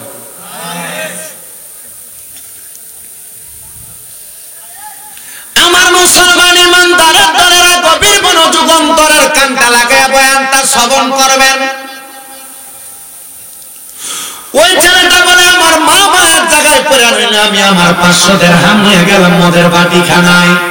ওমা মদের বাটিখানায় অন্যদিন গেলে তারা আমার ডাক দিয়ে দিয়ে কাছে নিয়ে যায়, কিন্তু আমি বাটিখানায় প্রবেশ করার সাথে সাথে দেখলাম মদের বাটিখানার মালিকেরা আমারে ত্যাগ কইরা দিয়া মদের বাটিখানা পালায়া বাকি নেশাখোররা সহ মালিক সহ মদের বাটিখানা ত্যাগ কইরা দিয়া চইলা যায়। আমি চিন্তাগ্রস্ত, আমি বড় হতাশাগ্রস্ত হইয়া আমি এবার তার সামনে যখন গেলাম দেখলাম কেউ আমার সামনে নাই। আমি বড় চিন্তায় পড়ে গেলাম। অন্যদিন আমি মদ খাওয়ার জন্য বড় পাগল পারা হয়ে থাকে, কিন্তু আজকে আমি তাদের এমন কর্মকাণ্ড দেখে মদ আর আমার খাইতে মন চায় না। অন্যদিন তারা আমার মদ দেয়া দেয়, কিন্তু আজকে তারা আমার চেহারা দেখে কি করে পলে গেছে। আমার মা আমার দিকে বেহুশ হয়ে গেছে, রাস্তা দিয়ে হাঁটি মানুষ আমার দিকে পলায় পলায় যায়।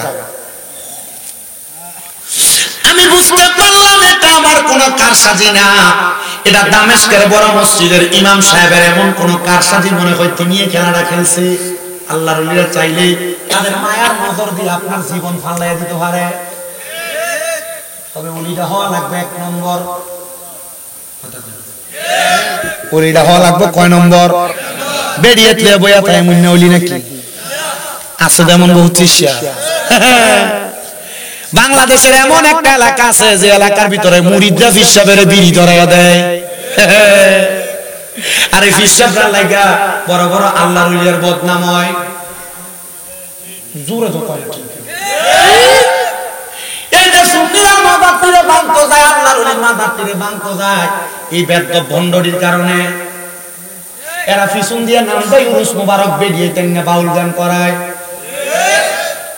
হ্যাঁ ঠিকই না, কারণ আপনারা ওই এই বাউল গান যখন করে বেরিয়ে যখন কোমরটা নাচানি দেয় সামনে দিয়ে আট কাটার মুসল্লি সবাই না, কিন্তু হুজুর এর বিচার না হুজুরের কাছে আইয়ে। এ মুসলমান, হে ইমানদারের দলে নবীর উম্মতের দলেরা মনোযোগ দেন। শুধু তাই না, এই যে মাজারটি ভাঙতাছে ফিজার বন্ডামির কারণে, আমরা কি মাজার ভাঙার পক্ষে না বিপক্ষে? আমি শামীম দাদা মাজার ভাঙার পক্ষে। হুজুর কেন? কেনর কারণ শুনেন। এ পর্যন্ত বাংলাদেশের যত জায়গার মধ্যে মাজার ভাঙছে, একটা মাজারের লগেও কোনো মাদ্রাসা নাই। জি হ্যাঁ, যতগুলো মাজার ভাঙছে একটা মাজারের সাথে মাদ্রাসা নাই। কারণ এই মাজারের খাদেমরা মাজারে যে গরু দিয়েছে, ছাগল দিয়েছে, টিয়া দিয়েছে, নিজেদের পকেট গরম করছে। যদি ওই মাজারের খাদেমরা মাজারের টাকাটি দিয়ে নিজের পকেট গরম না কইরা মাজারটার লগে একটা মাদ্রাসা বানাইতো, আর মাজারের মাদ্রাসার ভিতরে যদি 200-300 ছাত্র থাকতো, 200-300 ছাত্র যদি 200-300 লাঠি লইয়া মাজার ভাঙতো, আইনে ফকির ফুলারা দৌড়ানি দিত, আপনারা কোন ফকির ফুটাইতে মাজার ভাঙার ক্ষমতা ছিল নি? দোষ কি মাজার ওয়ালার না খাদেমরা?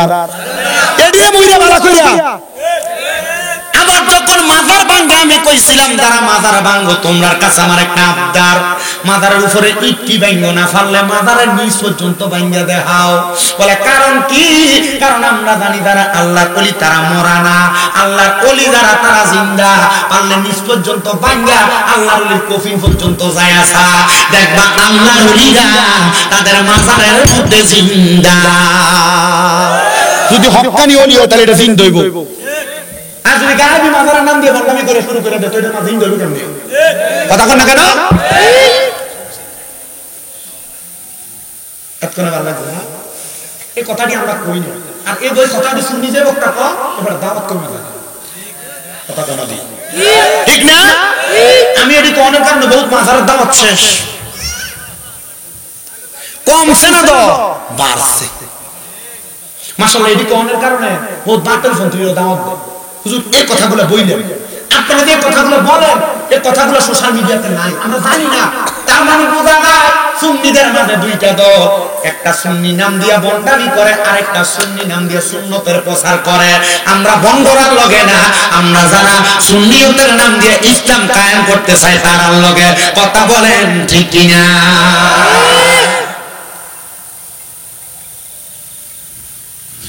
ওই ছেলে কয়ে কারসাদিটা নিশ্চয় দামেস্কের ইমাম সাহেবের। দৌড়ে গেছে হুজুর, যেখানে যায় কেউ তো আমারে রাখে না হুজুর, সেখানে যায় কেউ আমার জায়গা দেয় না হুজুর। এই মুখ যারে দেখায় সে আমার অবহেলা করে হুজুর। সর্বশেষ জায়গা আমি যে জায়গায় গেলে নেশা করতে পারি ওই জায়গায় গেলাম, তারাও দেখি আমারে দেখে ভাইগা যায়। কারণ কি হুজুর? কয় কারণ আমি তোমার বলতে পারবো না। এখন কেন তুমি আমার কাছে আসছো? আমি তো আমার ওয়াদা মোতাবেক তোমারে আমি আমার 500 দিরহাম দিছি হুজুর। 500 দিরহাম দিছেন, আমার দিরহাম লাগতো না হুজুর। যেহেতু সবাই আমার দেখে ভয়ে ভয়ে পালায়, তাহলে আপনি আপনার কাছে আমার রেখে দেন, আপনি আমারে আপনার খেদমতে রাখেন। ওরে খেদমতে গো ইলে ডাকি, ওরে খেদমতে গো ইলে ডাকি, এলমেলাদুন হবে হাসিন। ওরে মুর্দা কলব জিন্দা হবে, মুর্দা কলব জিন্দা হবে, দেখে না তাকায়া। গায় না গায় ওই ভান্ডারি কথা কয় না ঠিক কি না? গায় নাই মোহাব্বত আছে। খেদমতে দাখিল হইলে আপনার কলব জিন্দা হবে, তবে খেদমতটা লাগবে নামাজ ওয়ালা খেদমত। নামাজ পড়িয়া নামাজ সারানা, নামাজ পড়িয়া নামাজ সারানা। বহুত জায়গায় দেখবেন কথায় কথায় ইঙ্গিত মেরে দেয় বান্দারিরা নামাজ পড়ে না। আজ পর্যন্ত বান্দারি কোনো ফিরে কয় না যে নামাজ পড়িস না। তো তুমি যদি বান্দারির তুমি মাথায় লাগে নামাজ না পড়লে লাগে ফিরের দোষ। কথা কয় না, কথা বুঝছেন তো? ওই ছেলে বলে হুজুর আপনার কাছে আমার রাইখা দেন, আমি আপনার কাছে মানুষ হইতে চাই। ও মানুষ হইবে? বলে হ্যাঁ। তার মানে মানুষ হইতে চাই। হুজুর কই ঠিক আছে বাবা থাকো। একটানা 3 বছর পর্যন্ত ছেলেটারা তার কাছে রাইখা কোরআন শরীফ শিক্ষা গ্রহণ করাইছে। ও বাবা রে, আগে কত নেশা, এখন দিফরে কোরআন। মারহাবা, ভালো জিনিস। ছেলেটা কোরআন শরীফ তেলাওয়াত করে, কোরআন শরীফ শিক্ষা গ্রহণ করে। নবীর উম্মতের দল আশিকে রাসূল ভাই বাবারা, এবার ছেলেটা যখন কোরআন পড়ে, কোরআনটা পড়া পড়া আস্তে ধীরে ছেলেটা যখন সুন্দরভাবে চলাফেরা করে, অল্প কিছুদিন পরে ওই ছেলেটা তার আম্মা জানের মৃত্যুর সংবাদ তার কানে পাইলেন। ছেলেটা বলে আমি আমার আম্মা জানের মৃত্যুর সংবাদ পাইয়া রওনা করলাম আমার আম্মা জানের জানাজা পড়াবো। এবার আমার ওই হুজুর কেবলা উনি আমারে কয় বাবা তুমি যে আম্মা জানের জানাজা পড়তে যাইবা তুমি যাওয়ার আগে আমার সামনে যে পুকুর আছে এই পুকুরে একবার গোসল করো। কি রে হুজুর ওই দিন যে একবার গোসল করতে কইছে আর আজকে তার মানে ভেদ আছে না নাই? গোপন তত্ত্ব আছে না নাই? ছেলে ডাক দিয়ে কই আমি সুন্দর করে ওই জায়গার মধ্যে থাকা অবস্থায় গোসল বানাইলাম। আমি চইলা গেলাম আমার আম্মা জানের জানাজার নামাজ পড়ার জন্য। এলাকার সব মানুষ আমারে স্বাগতম জানায়, আহালা ওয়া সাহালা, মারহাবান মারহাবান। আমি কইলাম তারা তো জানে আমি নেশাখোর, তারা না আমার দেখলে টিস্কারি করতো, আমার দেখলে খারাপ জানতো, তারা দিয়ে আমার স্বাগতম জানায় জানায় তাদের কাছে আনে। কারণটা কি রে? কারণটা কি? কারণটা কি তুমি একবার বলো না? ডাক দিয়ে কই অন্য কোনো কারণ না, কারণ হইল তুমি যে এতদিন পর্যন্ত আল্লাহর দরবারে থাইকা তোমার জীবনটা পরিবর্তন করেছো। আমরা জানি তুমি এখন আর নেশা করো না, তোমার কর্মকাণ্ড বড় ভালো, এজন্য আমরা তোমার সম্মান করি, এজন্য আমরা তোমার তাজিম করি। কিন্তু মুসলমান আমরা সমাজে এমন অনেক মানুষ দেখবে, এমন অনেক মানুষ দেখবে বলে হুজুর কেমন মানুষ দেখবেন হঠাৎ করে কেউ যদি নামাজ পড়ে মাথায় টুপি লাগায় মসজিদে যায়, নামাজ পড়ে বাইরে রে দোয়ারের ভিতরে কি মারহাবা ওমা টুপি লাগাইছি দি কবে থেকে এর কি করে কি করে না, এগুলোর উপরে খোদার লানত। এই ইয়ারকির কারণে এই লোকটা কিন্তু পরবর্তীতে নামাজ পড়ে না। ঠিক আছে না? মনে করেন হঠাৎ মসজিদে গেছে টুপি লাগে দোয়া নিলে কি কবে থেকে শেষ দো তে মসজিদে যাইতো না, তার না শরম দিতে কি তারে তোর দিয়ে একটা মিটিং করছ না ইদা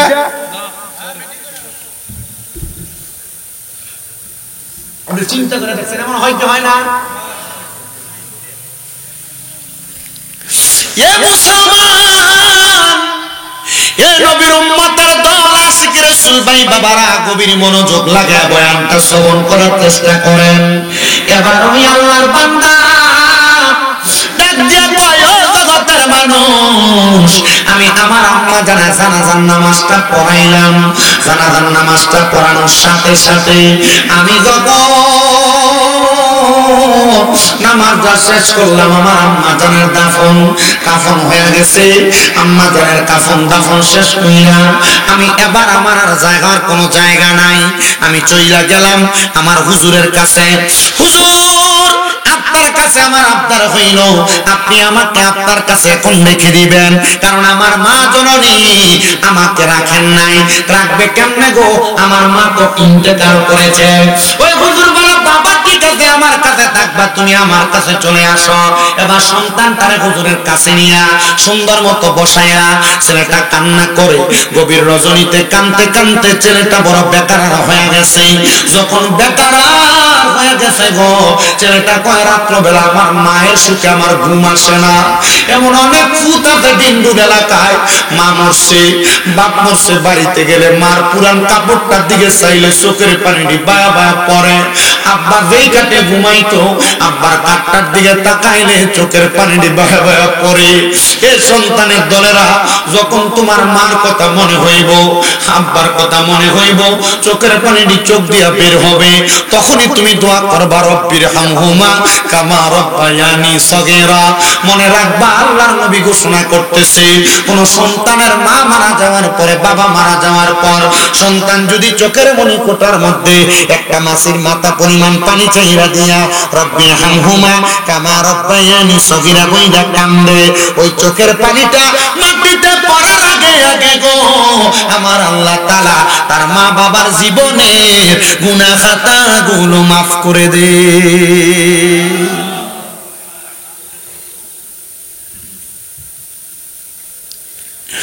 আমার মুসলমান ইমানদার, এ নবীর উম্মতের দল আশিক রাসূল ভাই বাবারা, ওই ছেলেটা রাতে কানতে কানতে হুজুরের কাছে, হুজুর হুজুর মা তো মরে গেছে, 3 বছর মার কাছে ছিলাম না, আপনার কাছে ছিলাম।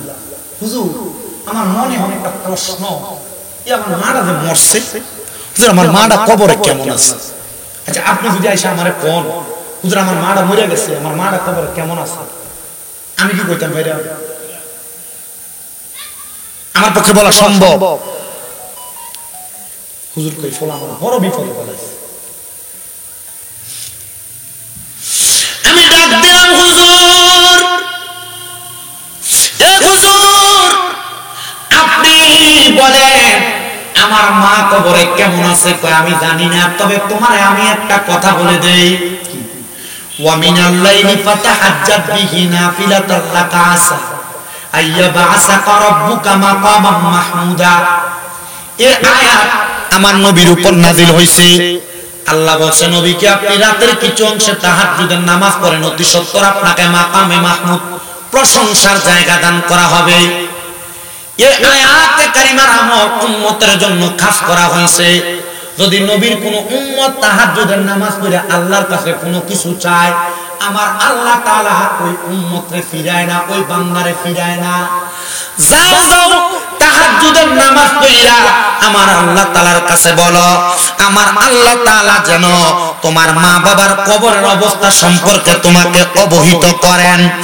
ওই ছেলে বলে আমি একদিন তাহাজ্জুদের নামাজ পড়লাম, 2 দিন তাহাজ্জুদের নামাজ পড়লাম, 3 দিন তাহাজ্জুদের নামাজ পড়লাম, কিন্তু নামাজটা পড়ার সাথে সাথে আমি আমার আম্মা জানের কোনো অবস্থা জানলাম না। কিন্তু আমি যখন তাহাজ্জুদের নামাজ পড়লাম 7ম দিন, 7 দিনের দিন আমি লক্ষ্য করে দেখলাম, আমি ঘুমের ঘরে দেখতেছি তাহাজ্জুদ নামাজের মুসল্লায় আমি মার জন্য কাঁদতেছি। আমি নামাজের মুসল্লার মধ্যে তাকায় দেখলাম আমার মা জননী গভীর রজনীতে আমি সন্তানের মাথাটার মধ্যে হাত বুলিয়ে দিতেছি। এ মা গো মা, আপনি দিয়ে আমার মাথার মধ্যে হাত বুলিয়ে দেন, আপনি যে কবরে গেছেন, আপনারে যে কবরের মধ্যে রাইখা দিয়ে আসছেন, আপনি বলেন না আমার আল্লাহ তাআলা আপনারে কবরে কেমন রাখছে, আপনারে কবরে কেমন রাখছে আপনি বলেন না। ডাক দিয়া কয় মা আপনি বলেন না আমার আল্লাহ তাআলা কবরে আপনার সঙ্গে কেমন আচরণ করছে। মা ডাক দিয়া কয় আমি নবীর হাদিস শরীফ পড়া জানছি রে, আমি নবীর হাদিস শরীফ পড়া জানছি। দুনিয়ার জমিনে কোন মা মারা যাওয়ার পরে, আব্বা মারা যাওয়ার পরে ওই সন্তান যদি তার মা জানাজার নামাজটা পড়া, বাবার জানাজার নামাজটা পড়া সালামটা ফিরানোর আগে আমার আল্লাহ তাআলা তার মা বাবার জীবনের গুনাহ মাফ করে দেয়। এই সন্তানের দলেরা মা মারা যাওয়ার পরে মার জানাজাটা আপনি পড়াইতে পারবেন না, এটা আপনি চিন্তা করে দেখেন। বাবা মারা যাওয়ার পরে বাবার জানাজার নামাজটা আপনি পড়াইতে পারবেন কিনা চিন্তা করে দেখেন। সন্তানের দলেরা মনে মনে কি চিন্তা নিয়ে বসবাস করতেছেন আপনি জানেন, কিন্তু একটা সন্তান ওই সন্তানের জানাজার কারণে আল্লাহ তাআলা আপনারে মাফ করে দিবে। ও বাবারে আপনাদের দুয়ার বরকতে কুমিল্লাতে আমার 6টা মাদ্রাসা চলে, এর মধ্যে একটা মাদ্রাসা কুমিল্লা চকবাজারের নূরপুর সমুনিতে তাহফিজুল কোরআন মাদ্রাসা। ওই মাদ্রাসায় এমন অনেক ছাত্র আছে যেই ছাত্রর বাবা বিদেশ থাকে, যেই ছাত্রের মাটা অন্য জায়গায় কোনো কাজকর্ম করে। আমার হাতে তুইলা দিয়া বলছে হুজুর আপনার বয়ানে শুনছি সন্তান জানাজার নামাজ পড়াইলে আল্লাহ তাআলা সন্তানের মা বাপরে মাফ করে দেয়, আমার সন্তানটারে কোরআনওয়ালা বানায় দিবেন, জানাজার নামাজ পড়ানোর উপযুক্ত বানায় দিবেন। আপনাদের সবার কাছে আমার আবদার রে বাবা, যদি আপনি আপনার সন্তান দিয়া কোনো উপকার সাধন করতে চান, সন্তানটারে কোরআনওয়ালা বানাইয়েন। আমি তো চিন্তা করি যে সন্তানের, যেই মা বাবার সন্তানটা কোরআনে হাফেজ, যেই মা বাবার সন্তানটা আলেম, যেই মা বাবার সন্তানটা আল্লাহওয়ালা কোরআনওয়ালা নবীওয়ালা, ওই সন্তানের মা বাবার জীবনটা বড় ধন্য, তাদের জীবনটা বড় ধন্য, তাদের জীবনটা বড় ধন্য। ও আল্লাহ তাদেরকে তুমি কবুল করো, কবরে হাসরে মিজানে ফুলসেরাতের সব জায়গার মধ্যে উলামায়ে কেরামের বরকতে তারাক্কি দান করো। আমি আপনাদেরকে সর্বশেষ একটা বাণী শোনায়া দিয়া যায়, দুনিয়ার জমিনে ওয়াবুদুল্লাহ আল্লাহর ইবাদত করবেন, ওয়ালা তুশরিকু বিহি শাইয়া আল্লাহর সঙ্গে কখনো শিরিক করবেন না, আর ওয়াবিল ওয়ালিদাইনি ইহসানা আম্মা আব্বার প্রতি ইহসান করবেন, অবিচার করবেন না। দেখবেন আপনার দুনিয়াও সুন্দর, আখিরাত সুন্দর। আলহামদুলিল্লাহ পড়ে আপনারা আসতে কইছেন আলহামদুলিল্লাহ। তাহলে দুনিয়া আখিরাত সুন্দর হোক আমরা চাই কিনা? যদি চান আমি প্রথম থেকে এই পর্যন্ত যতটুক বয়ান করছি ততটুক বয়ান আপনার কত তালাশ করলাম সন্ধান পাইলাম না। আল্লাহ বহু সন্ধানের পরে এই কুমিল্লা জেলার অন্তর্গত বরুড়া থানাধীন ডিন্ডুল পূর্ব পাড়া যুব সমাজের উদ্যোগে সকল কবরবাসীর মুখের মাগফিরাত কামনায়, প্রবাসী এবং গ্রামবাসী সকলের শান্তি কামনায় তৃতীয়তম বাৎসরিক ওয়াজ ও দোয়ার মাহফিল সাজাইয়া আমার সঙ্গে আলেম ওলামা দাড়িপাকা মুরব্বি বাবারা, যুবক নওজোয়ান ভাইয়েরা, ছোট্ট ছোট্ট মাসুম বাচ্চারা, পর্দার অন্তরালের অনেক মা বোনেরা, আল্লাহ মাপ পাওয়ার আশায় দুইটা হাত বাড়াইছে গো আল্লাহ। যার হাতটা তোমার কাছে মায়া লাগে পছন্দ হয় ওই হাতের উসিলা আমরার জীবনের গুনাহ মাফ কইরা আমরার বেগুনাহ মাসুম বান্দা বানায়া দাও। এরে আমার এই ডিন্ডুল এলাকার ভাই বাবারা গো, কিরে ভাই আর কতকাল দুনিয়ার রং তামাশা আড্ডাবাজির মধ্যে সময় কাটাইবা? মুনাজাত হইতেছে রে ভাই আমার আল্লাহর দরবারে, আমিন আমিন করে দুইটা হাত বাড়ায়া দাও। আমরার বিশ্বাস আছে রে ভাই আমার আল্লাহ একটা হাতও খালি ফিরাইয়া দিবে না। ভাইরা রে তোমরা তো এই এলাকার বাসিন্দা না রে ভাই, তোমরার আসল ঘরটার নাম তো কবর। আর কতকাল দুনিয়ার রং তামাশা করবা? দুনিয়ার রং তামাশা তোমার একদিন মৃত্যু পর্যন্ত নিয়ে যাইব, কিন্তু সেই সময় তোমার কেউ বাঁচাইতে আসবে না। এই মুহূর্তে আমি গুনাহগার শামীম হোসেন রাজার সঙ্গে আল্লাহর কাছে আমিন আমিন কইয়া যদি ডাক দাও, আমরার বিশ্বাস আমার আল্লাহ একটা হাতও খালি ফিরাইয়া দিবে না। এগো আমার এই ডিন্ডুল এবং আশেপাশে এলাকার মা বোনেরা গো, কি গো মা মাইকের আওয়াজ তোমরা কানে যায়নি গো মা? মুনাজাত হইতেছে গো মা, আল্লাহর দরবারে আমিন আমিন করে দুইটা হাত বাড়াইয়া দাও গো মা। আমরার বিশ্বাস আছে গো মা আমার আল্লাহ একটা হাতও খালি ফিরাইয়া দিবে না।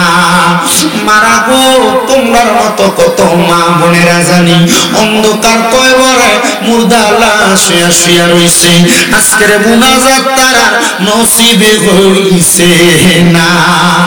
আল্লাহ আজকের মাহফিলে কে জানি হাত বাড়াইছে, কার জানি জগতের মধ্যে বাবা নাই। হায় রে বাবা,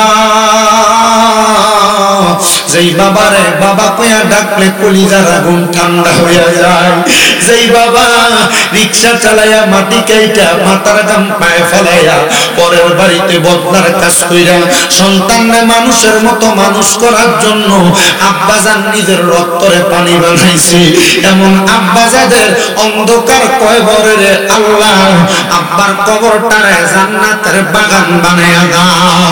দয়াল রে কে জানি রাত বানাইছে, কার জানি জগতের মধ্যে মা নাই। আজকে মাহফিল শেষ করে বাড়িতে যাইব, আল্লাহ আল্লাহ যারা বাড়িতে যায় তাদের মার মুখ দেখতো না, বাবার মুখ দেখতো না, যাদের এমন মা দুঃখিনী অন্ধকার কবরে রে আল্লাহ আমার কবর জান্নাতের বাগান বানায়া দাও। মা জননী নিজে না খেয়ে সন্তান মানুষ করছে, এখন বাড়িতে গেলে সন্তানের কাছে টাকা আছে পয়সা আছে, কিন্তু মা বাপ দুনিয়াতে নাই। মাপ চাইলে দয়া আল্লাহর সন্তান গুলা এমন মা বাবার কান্দে, তাদের আম্মা আব্বার কবরে আরাদাবে দিও না, কন্যায় আম্মা আব্বার কবরে আর আযাব দিও না। মরিয়া গিয়াছেন আল্লাহ আল্লাহ যারার মা মাফ করিয়া দেন না গো আল্লাহ কবরের কইরা যাও। আম্মা আব্বা চইলা গেছে আল্লাহ জানারে বানাইয়া তারারে রাই খাবো গেছে কান্দিবার লাগিয়া। আল্লাহ যাদের মা বাবা কবরে, আম্মা আব্বার কবর জান্নাতের বাগান বানাও। যাদের মা বাবা বেঁচে আছে হায়াতে তৈয়বা নসিব করো। আম্মা আব্বা সুস্থ থাকলে শেফায়াতেলা কামেলা নসিব করে দাও। বিশেষ করে আজকের মাহফিলে যারা টাকা দিয়া, পয়সা দিয়া, শ্রম দিয়া, বুদ্ধি দিয়া, পরামর্শ দিয়া, মাইক দিয়া, লাইট দিয়া, প্যান্ডেল দিয়া, মিডিয়ার বাইরা সহ সম্মানিত শ্রোতা মণ্ডলী, পুরুষেরা, পর্দার অন্তরালের মা বোনেরা, আল্লাহ সবাইকে তুমি কবুল মঞ্জুর করে নাও। আল্লাহ অনেক প্রবাসী ভাইরা বিদেশ থেকে দোয়া চাই, আমার প্রবাসীদের খাস দোয়া তুমি কবুল মঞ্জুর করে নাও। প্রবাসীদের মনের আশা পূরণ করো, বংশের কবর আযাব মাফ করো। বিশেষ করে আবু জাফর মিন্টু ভাইয়ের জন্য দোয়া চাওয়া হয়, শফিকুল ইসলাম সাহেবের জন্য দোয়া চাওয়া হয়। তারা সহ এই মাহফিলের দিকে যারা যারা নেক নজরে তাকাইছে আল্লাহ তাদের সবাইকে তুমি কবুল মঞ্জুর করে নাও। আমার জামাল ভাই ওনার নানার বাড়ি এলাকায় নানা অন্ধকার কবরে জনাব জুনাব আলী মরহুম, আল্লাহ ওনার কবরটাকে নাজাতের ফয়সালা করে দাও। এমন ভাবে কত মানুষ দোয়া চাই গো আল্লাহ, নাম জানা অজানা, প্রত্যেকের খাস দোয়া তোমার দরবারে কবুল মঞ্জুর করে নাও। প্রত্যেকের ব্যবসা বাণিজ্য, কাজে কর্মে, চাকরি বাকরি, পড়ালেখাতে বিদ্যা বুদ্ধি বাড়াও। মান সম্মান ইজ্জতে জিন্দেগি নসিব করো। এই মাহফিল তৃতীয় মাহফিল, কিয়ামতের আগ পর্যন্ত যুব সমাজের মাধ্যমে, প্রবাসীর মাধ্যমে, গ্রামবাসীর মাধ্যমে এই মাহফিল কায়েম এবং দায়েম রাখো গো আল্লাহ। আল্লাহ মরণ দিবা দুঃখ নাই, তবে বেঈমান বানায়া মরণ দিয়েন না। মরণের আগে বারবার মক্কা মদিনার তাওয়াফ জিয়ারত নসিব করায়া আখিরি জবানে মধুর কালেমা পড়ায়া দিয়েন, লা ইলাহা ইল্লাল্লাহ মুহাম্মাদুর রাসূলুল্লাহ সাল্লাল্লাহু আলাইহি ওয়াসাল্লাম। একটা জবানও কেউ বন্ধ রাখবেন না, জবানটা ছেড়ে দিয়ে উচ্চ কণ্ঠে বলে মুনাজাত করে দোয়া চাইলাম একজনের কাছে, তিনি কে? একটু মুহাব্বতের আওয়াজে বলেন তিনি কে? ও বন্ধুগণ,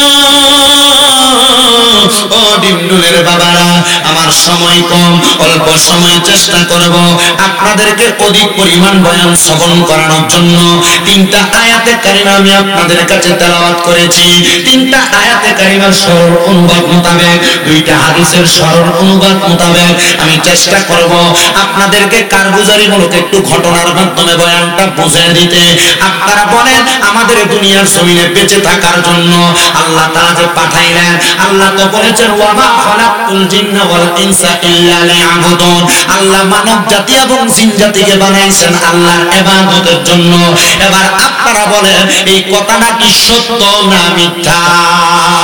যদিও আল্লাহ মানব জাতিকে এবং জিন জাতিকে বানাইছেন আল্লাহর ইবাদত করার জন্য, মুসলমান আল্লাহ তাআলার ইবাদত করতে চায় না, নামাজ পড়তে চায় না, রোজা রাখতে চায় না, দান সদকা করতে চায় না, মা বাবার খেদমত করতে চায় না, ভালো ভালো কর্মগুলা মুসলমান করতে চায় না।